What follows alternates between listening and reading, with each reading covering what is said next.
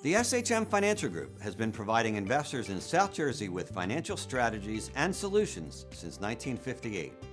We are a family business, an independent financial planning, wealth accumulation, and asset management firm, and we call South Jersey home. More information is available at shmfinancial.com. This is South Jersey showcases all that we love about our communities. We are proud supporters of this show and NJTV.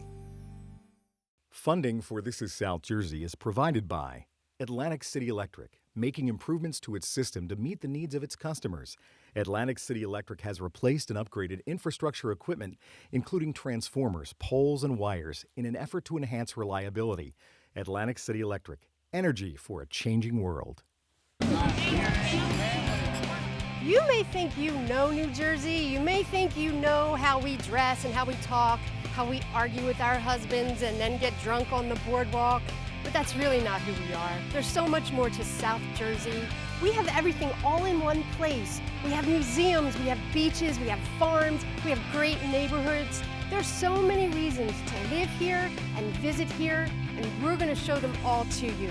Come with me as we explore all that South Jersey has to offer, the people and the places. 3, 2, 1, fire!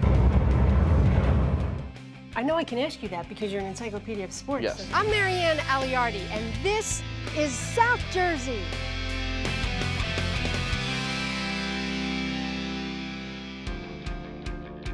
I'm on the beautiful Camden waterfront in front of the Battleship N.J. This ship had a long and decorated career in the U.S. Navy. It came to South Jersey in 2000 to be a museum. You can come here. You can tour the inside of the ship.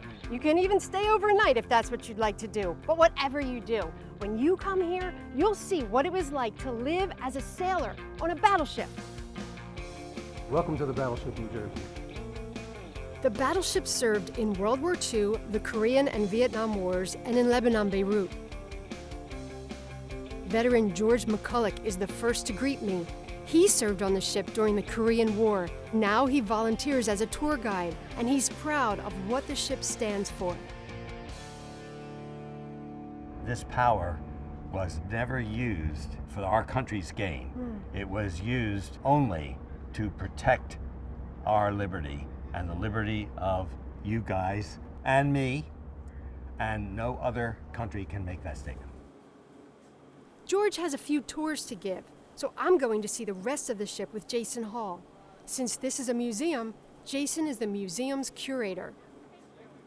This is actually an M2 machine gun. We Okay. would have had 8 of these in the 1980s to defend us against small craft. It's so interesting to think of this as a museum because it doesn't look like a museum. It definitely does not look like a museum, and in many ways, she's still a living being for our guests to explore. Why do you want to work here? One of the great things about working here is that it's not just a steel box. We're honoring the men and women who built the ship and the men that served on it. Without their sacrifice, we don't have the freedoms we enjoy today. There's so much to see on this ship. You could go 5 levels up and 2 decks below. Pretty much every inch has some historical significance. These are the Tomahawk cruise missiles the battleship would have had in the 1980s. How did they work? Well, they would fire from these armored box launchers, and they were actually capable of carrying a nuclear warhead. And they could go 1,500 miles, which we could sit here in Camden, hit the island of Cuba. For local sports fans, we could take out Dallas. Very good, but they didn't do that. They never did that. Yeah. They never used them in combat, not on board this ship. Oh, they never did? Never did. So why were they here? Well, they were put here in case we needed them. They were put here because of the Cold War with the Soviet Union. We had to have something bigger and better than them. Ronald Reagan wanted to put the Tomahawk cruise missiles on the battleships, and that the Soviets had nothing to compare to it. I would think if you come on the battleship, you have to take a tour. You have to take a tour. There's so much more to see and explore that you haven't even seen. Right, and I would walk right by these and have no idea what they were. There's so many learning experiences here on the ship for all of our guests. All right, so where are we going next? Next, we're going to forward plot. That's where the triggers are to fire the big 16-inch guns.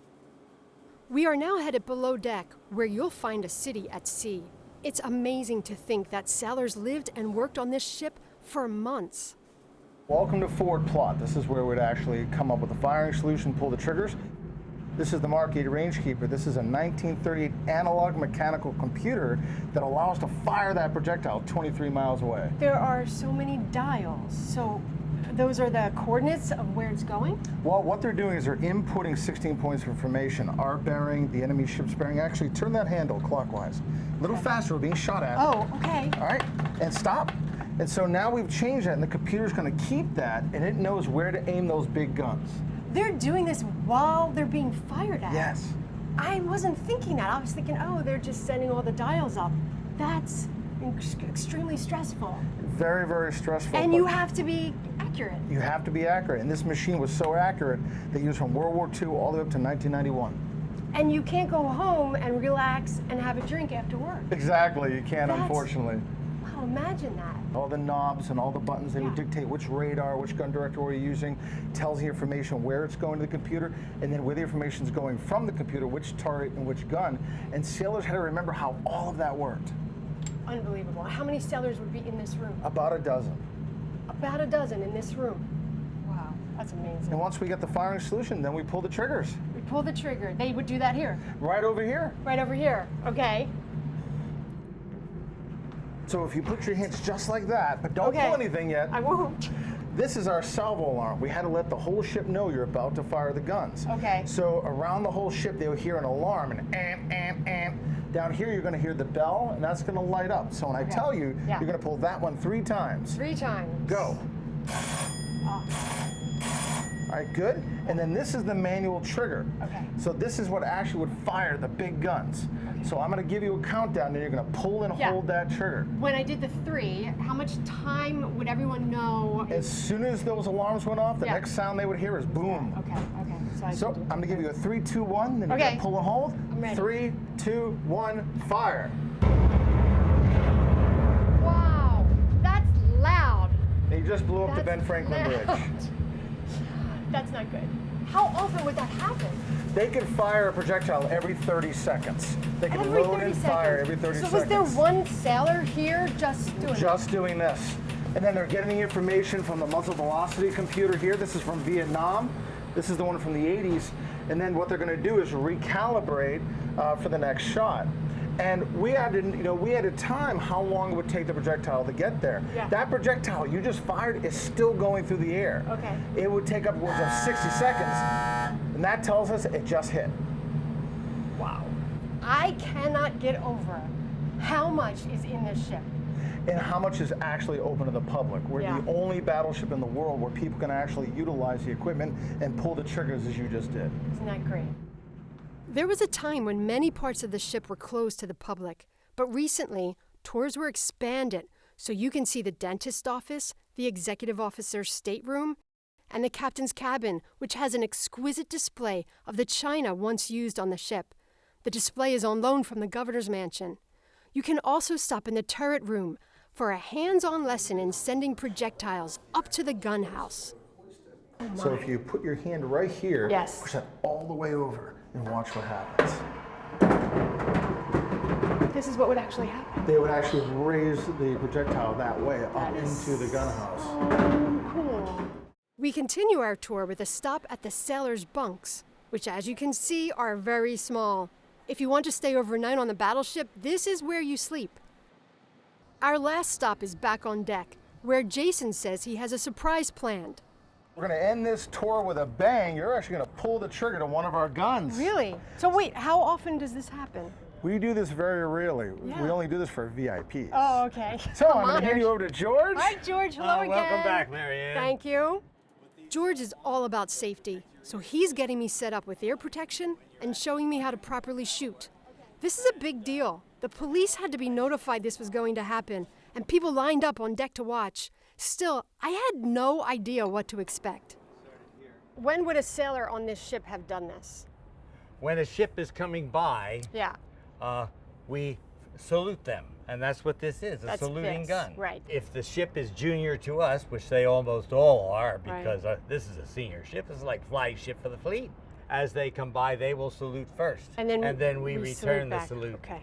And say, which says to them, we acknowledge you. All right. Okay. Okay. I'm ready. You are ready to go now. Ready? Go ahead. Ready? Fire.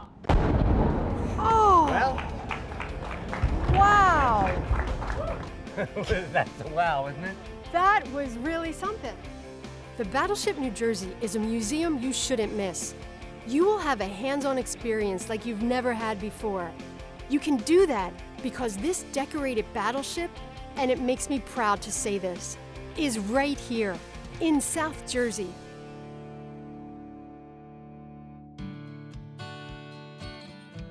You may have a baseball card collection that you think's really great, but there's a doctor in South Jersey. His sports collection is so large, he put it into a museum.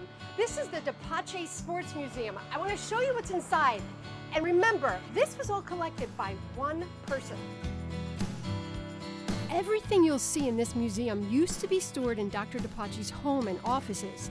The first floor alone is 4,500 square feet. I'm meeting Dr. Dupatta's son, Nick. He's going to show me around. How many pieces are here? There are over 1,000 pieces in the museum, and it only comprises 20% of our collection. 20%? And this was all collected by your dad? Yes. My father is a cardiologist. Yeah. And that's He has a real job. He actually works as a doctor. Yes. And this is a hobby. Yes, this has been a hobby of his for around 30 years, since 1987 when I was born. A huge part of the collection is, of course, devoted to Philadelphia teams. Philly is right across the river from South Jersey, and most South Jersey fans cheer for Philadelphia teams. So as we move past the Eagles section, we get to our Philadelphia 76ers section. Okay.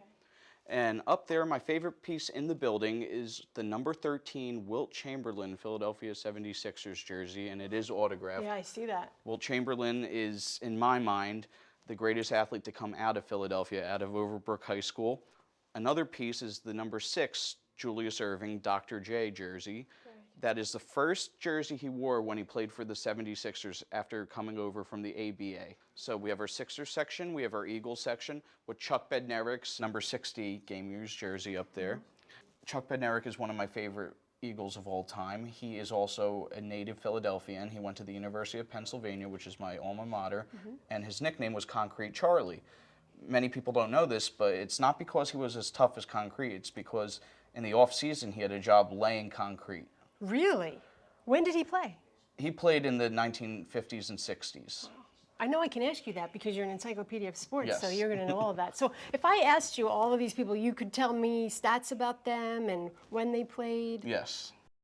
Nick doesn't just know about Philly teams. There are items here for all sports, like golf and even boxing. Here in our boxing section, we have the robes from all of the great boxing champions. George Foreman, Roberto Duran, Archie Moore, Smokin' Joe Frazier, who was a dear friend of my father's. Muhammad Ali, Gene Tunney, who was in the Navy, so he has a Navy symbol on the back of his robe. Rocky Marciano, Tommy the Hitman Hearns, Willie Pep. We even have Rocky Balboa's shorts from Rocky VI, the 6th installment of the series. So when is that Muhammad Ali robe from? That Muhammad Ali robe is actually a training robe, but we do have his trunks from the fight of the century in 1971. We cannot bring it here for insurance purposes. Sure. There's something fun to see at every corner, especially if you're a sports fan. Are there sports fans that come in here and are just beside themselves? This must be like a giant playground for them.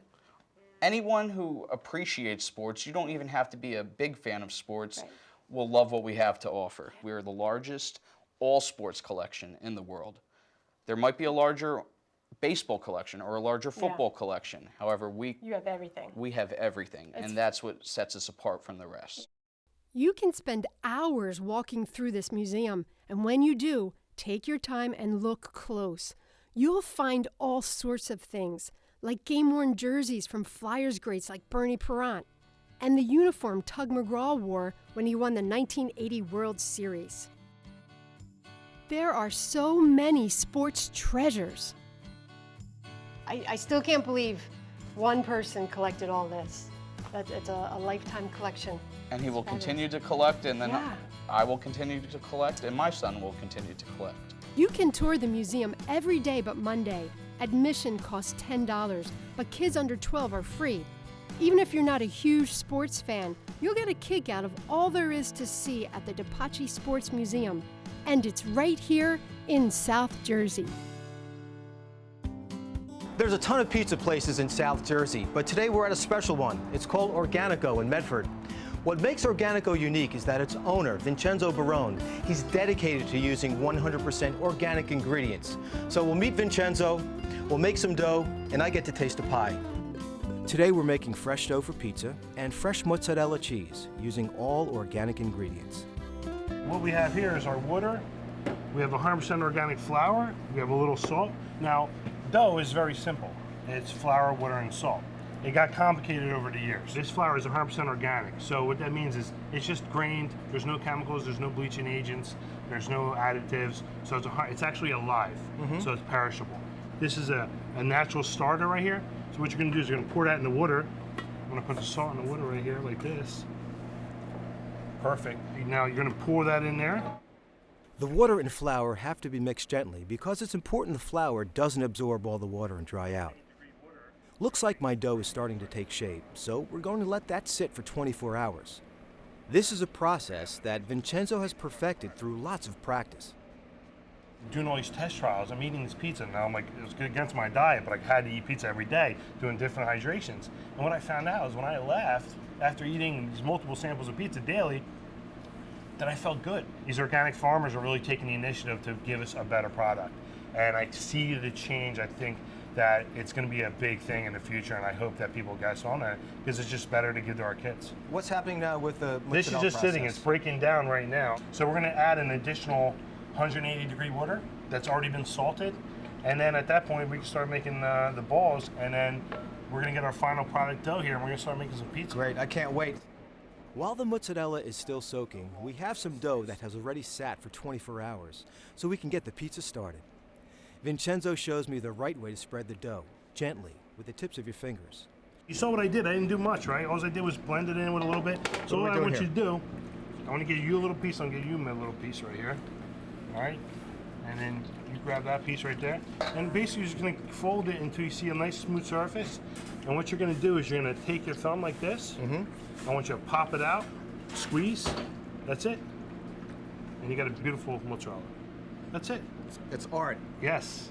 And we're going to keep that in here, and we're going to put it on our pizza in a second. You put it on the pie when it's warm? No. What would that do? To extract too many juices, and it'll become like a soup pie. So what we do is we'll dice it up here, and it'll be nice and cold, so it'll be a little more tight. It won't release that much water and butter out of it, so it'll contain more of the flavor. So after this process, it'll get refrigerated. Absolutely. Take the moisture out, tighten up, and then you can put it on the pie. Absolutely. So we're going to use my grandmother's method here with this wooden spoon. I want you to put the tomato sauce. This brings back bad memories. You know, when I got hit with a spoon many times. My mother would call it the cucchiata. Yeah, cucchiata, yes. Cucchiata, my sister and I used to hide it. Absolutely. So listen, you're not Italian if you never got hit by a spoon. We drive my mother crazy, and she'd be like flipping up the cushions in the couch saying, "Where's the cucchiata?" So you'll see pizza guys doing this too. And what we're doing is we make sure it's not sticking to the paddle. Okay. Okay. So we're just gonna get a little tuck, make sure it's all good. And I want you to take a little scoop, and I want you to just dab it on here on the pizza like that. Not too much, right? It's important to have just the right amount of sauce. Not too much, not too little. We're making a pizza like they do in Naples, a margherita. So we dollop on some large chunks of mozzarella. There's a little conflict in Naples. Some people put the basil on before the oven, some people put it on after. Okay. Okay, I'm an after guy. After. So we're gonna put it in just like this. I'm looking forward to tasting this special organic pizza. And it's been great getting to know Vincenzo. Clearly, he has a passion for what he's doing. I grew up in this business since I was a kid. You know, we came over from Italy, and I was always next to my father making pizzas. I was the one out of brothers. I cried if I didn't go to work on Saturday, Sunday when I was off from school. And I was always experimenting. I've been making pizzas since I was a kid, and I absolutely loved it. And now that I have kids, and you know, it's part of my livelihood, and I have a great life, and I'm very grateful. And that passion keeps me getting up in the morning. And it's not so much about the business aspect anymore. It's really, truly about creating the best pizza that I can. Looks like our creation is ready. And what a beauty. Some fresh basil and my. That is beautiful. Bravo. Salute. Salute, eh? Check it out.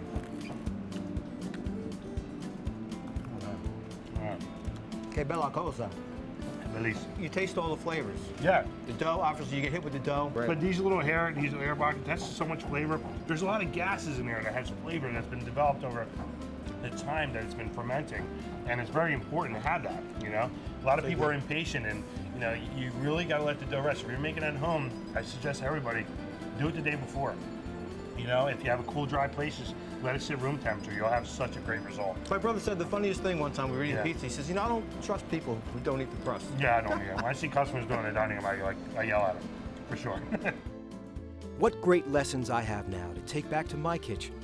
Working alongside this passionate chef was wonderful, and it's great knowing what we made is organic, healthy, and really delicious.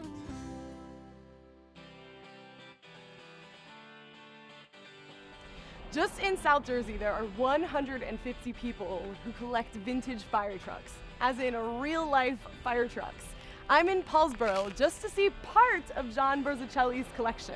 He owns 9 fire trucks, and 6 of them are right here in this garage. Here it comes. Hello! Hello, Meg. John is the former mayor of Paulsboro, and now he serves in the state assembly. He's been collecting fire trucks for over 40 years, and to him, this is just a really cool hobby. You want to come inside? Yes, please. There you are. I mean, these are real-life fire trucks. And they all have a story. And John's stories are incredible, especially the stories about how he purchased each of his trucks, which can run anywhere from $6,000 to $140,000. He knows everything there is to know about the history of fire trucks, how they work, and what features each one has. Clearly, this is John's passion. So this is a 1957, pumps 750 gallons of water a minute, Whoa. carries 500 gallons. It's easy to drive. I couldn't drive that. No, that's easy to drive. No, yes, you could drive. And we probably should have you drive one. But if you notice, as you put these trucks back together, all these hand tools, and this is all part of the fun of the hobby, because you may have the truck and it may take you 2 years to find a particular light. So you kind of refurbished and put it all together. All it takes is a checkbook, because I have no real mechanical talents. I can drive them, but I can't fix them. And these kind of details, the Ward LaFrance fire extinguishers, these are the kind of things that take a little longer to find, but it's all part of the hobby. Ward LaFrance was the main manufacturer of fire trucks until 1979.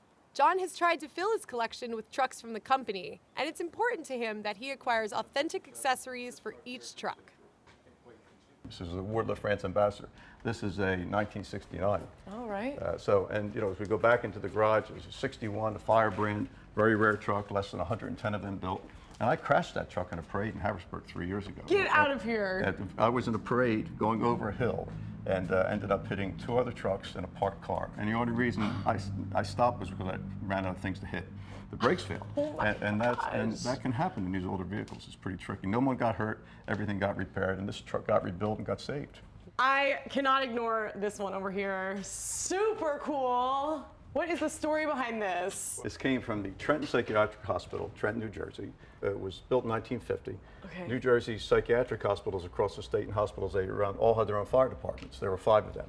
This was the Trenton truck, and I've owned this truck since 1976. And we use it for a lot of things. I serve in New Jersey General Assembly, along with Senate President Sweeney and Assemblyman Adam Talaferro. We use this in parades to 4th of July parades, things of that nature, and give out fire hats. And people think it's pretty interesting to see 3 state elected officials in a psychiatric hospital truck. I can see. It's sort of warming for them, and they say, yeah, that's about right. That's what you should be in. Why fire trucks? I grew up around them, and my father, who was a volunteer fireman, would take us to the firehouse when he went there. That was a big deal for a little kid. I was little, the trucks were big. But to see your father driving a big fire truck in response to an alarm, it just stayed. And my schedule never permitted me to join a fire company, just wasn't able to. So if I was going to drive a fire truck, I'd have to find one. And that's sort of how it all happened. John, I gotta say there seems to be something different about this one. It's blue, and this for me has the best story. This was the first truck my father drove as a volunteer fireman. Oh. And what's particularly interesting in the story is I looked for 20 years to find this truck. I had leads, people talked to me, and I constantly hit dead ends. But in this particular case, the fire truck found me. It had turned out that all these years it was locked in a building in a closed quarry in Charlestown, West Virginia. And a company from Baltimore bought the quarry, unsealed the building, and there was a strange-looking blue fire truck. Now, it wasn't in this shape, it was in really bad shape. So they were going to restore it as a company project, which they had done with other trucks over the years. So they tracked me down on a website and said, look, we've got this truck. They gave me the serial number, and I said, by some chance is it blue? And he said, yeah, it's the damnedest thing we've ever seen. It's a blue fire truck. And I said, I have to bring that truck home. And I told him the story. 2 days later, the president of the company called and said, I understand that I have something you want. So I thought, well, this is going to be a difficult conversation, but it turned out it wasn't. He said, no. I explained the story. He said, yeah, you have to have that truck. I said, well, what do you need for it? He said, well, it's not about the money. Find me a comparable truck, we'll trade, I'll send you your truck home. And that's how the truck came back to Paulsboro. You know, we probably should take a ride. What? I think we should take a ride. Oh my gosh, just down the street in a fire truck? I would prefer you to drive, but if you insist I'll drive. You can drive. I'll drive. I think we should take a ride. Yes. Let's take a ride. Come on. Oh, I have goosebumps. I'm excited for this. I didn't even realize you could drive a fire truck down the street unless you were going to a fire. It's fun. And guess what? When you drive a fire truck, everyone waves at you. I guess that's why John loves his hobby so much.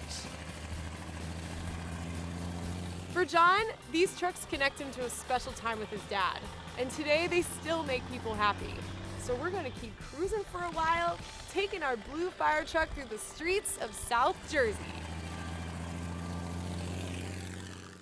From small town shopping to large scale retailers, Camden County businesses offer everything you're looking for. By shopping in Camden County, you're promoting local job growth, plus you're saving time, money, and our environment. So take the pledge to support our community. Shop local, shop Camden County. For more information, visit shopcamdencounty.com. Funding for This Is South Jersey is provided by Cooper University Healthcare, a proud supporter of NJTV. Cooper is South Jersey's leading health system since 1887, whose mission is to serve, to heal, and educate. Learn more at cooperhealth.org or by calling 1-800-8-COOPER. And Community Foundation of South Jersey, maximizing the impact of our region's generosity. We help individuals, families, businesses, and communities create lasting change. For more information, visit communityfoundationssj.org.